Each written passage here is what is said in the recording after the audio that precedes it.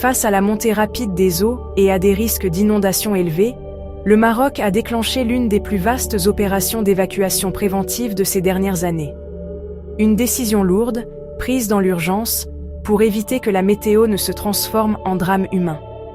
Selon le ministère de l'Intérieur, les évacuations se poursuivent de manière progressive, en fonction du niveau de danger, de la vulnérabilité des territoires et des dégâts potentiels.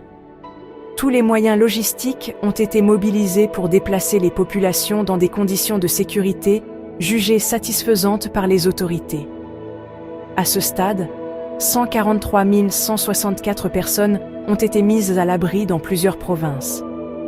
Il ne s'agit pas de réactions tardives, mais de mesures anticipatives, décidées avant que certaines zones ne deviennent totalement impraticables ou hors de contrôle.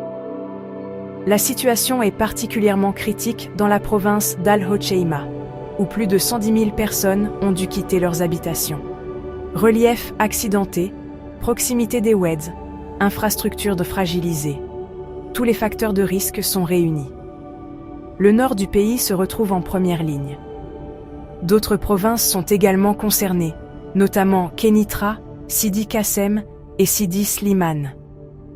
Là aussi, la crainte porte sur les débordements d'oueds, l'isolement de douars entiers et la difficulté d'intervention des secours en cas d'aggravation brutale. Sur le terrain, la mobilisation est totale. Forces de sécurité, protection civile, autorités locales et collectivités territoriales coordonnent leurs actions heure par heure.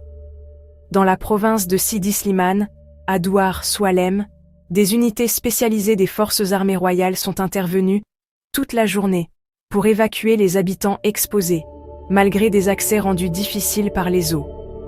Les personnes déplacées sont prises en charge dans des structures d'accueil temporaires pendant que la situation météorologique reste sous surveillance étroite. De nouvelles décisions pourraient tomber à tout moment. Ces évacuations massives rappellent une réalité de plus en plus brutale. Les épisodes climatiques extrêmes ne sont plus l'exception. Les prochaines heures diront si cette anticipation suffira à éviter le pire. Si ce genre d'histoire t'intéresse, abonne-toi. On parle tous les jours du Maroc et du monde ici.